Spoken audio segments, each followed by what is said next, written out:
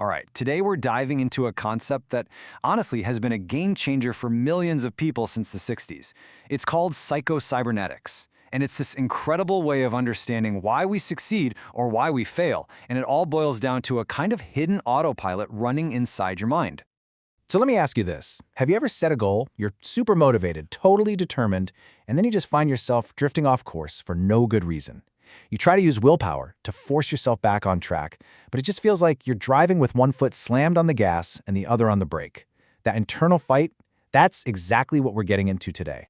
The man behind psycho-cybernetics, Dr. Maxwell Maltz, he basically said that just repeating positive affirmations is kind of pointless most of the time. And why is that? Because it doesn't change the actual fabric of who we believe we are. It's a surface fix for a really deep issue. And eventually, that old garment, our negative self-image, is just going to tear right through that shiny new patch. Now get this, Dr. Maltz was a plastic surgeon, and he started noticing something really bizarre. He would give someone a new face, fix the one thing they'd been obsessing over for years. But for some of his patients, nothing actually changed inside. A woman would get her nose fixed and still feel completely unwanted. Some people would even look in the mirror and insist, "I look exactly the same." This was the proof for him that the face we see in the mirror is nowhere near as important as the one we hold in our mind. And this all leads to this really frustrating cycle that so many of us fall into. We can call it the willpower trap. It's the reason why even our best, most intense efforts to change just fizzle out. We think we just need to try harder, but the truth is, we're not even touching the real controls. So, if willpower isn't the control panel, then what is?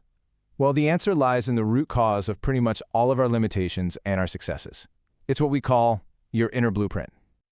Okay, this right here is the core idea of the whole thing. Your self-image is this collection of beliefs you have about yourself, and most of it is running completely subconsciously. Think of it like a thermostat.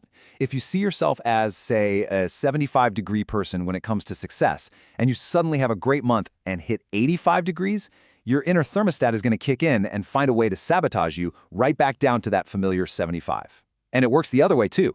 If you drop to 65, it'll push you to work harder to get back up. The book gives this perfect example of a salesman. He had this deep-down belief that he was a $5,000 a year man. That was his identity.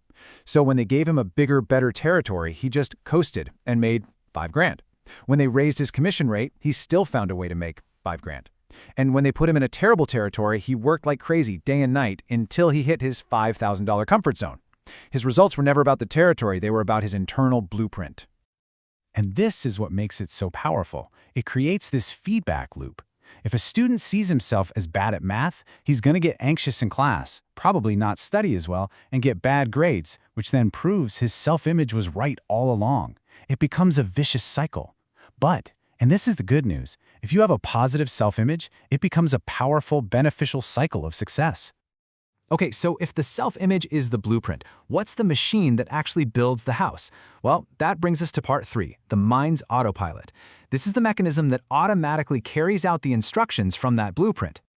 This is the cybernetics part of psycho-cybernetics. It sounds fancy, but all it means is the science of control and steering. Your brain is basically a super advanced goal-seeking machine. Just like a guided missile uses feedback to constantly correct its course until it hits the target, your mind is designed to automatically achieve whatever goal you give it.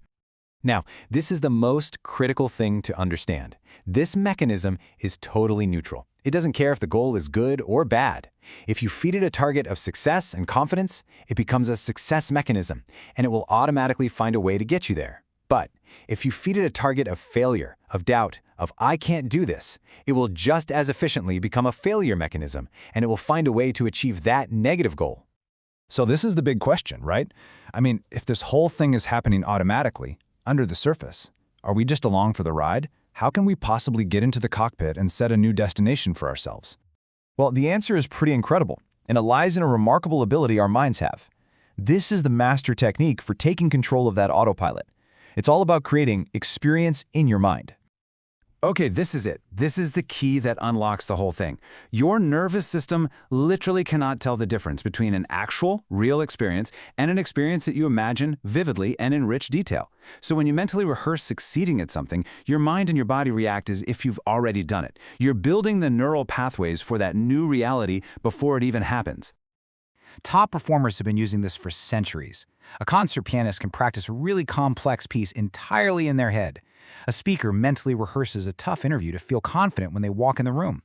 Athletes do this all the time. Why? Because this synthetic experience gives their success mechanism new data, new memories of success it can use in a real situation. And if you need proof, this is stunning. In a famous study, they took 3 groups of basketball players. The first group practiced free throws every day for 20 days and improved by 24%. The second group did nothing, and no surprise, they showed 0 improvement. But the third group, they never touched a basketball. They just imagined making perfect shots for 20 minutes a day. And their improvement? 23%. Almost identical. Mental practice is real practice. So this is amazing, but how do we actually apply this?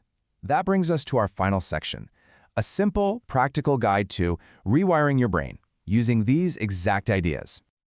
Here's a simple routine. First, you just find a quiet place and get completely relaxed. Second, you relive a past success. It can be tiny, acing a test in school, hitting a great shot in a game, anything. The key is to bring back the feeling of success. Then third, while you're holding on to that feeling, you mentally picture your new goal. See yourself doing it perfectly, confidently, successfully. Now, the author makes a simple request. Don't analyze it. Don't argue with it. Just try it. Give yourself a fair shot to actually experience the results in your own life. Just suspend your disbelief and commit to a little trial run. And what's a good trial run? 21 days. It's the number that's always thrown around for how long it takes to form a new habit. Commit to doing this mental rehearsal for just 21 days and see what happens. You're not trying to change your whole world in 3 weeks. You're just trying to see for yourself that this stuff really works. So, in the end, your limitations, your achievements, they aren't random. They are a direct result of the mental blueprint you hold of yourself. But the great news, the amazing news, is that you are the architect. You have the tools right now to start building a new self-image. The only question left is, what will you create?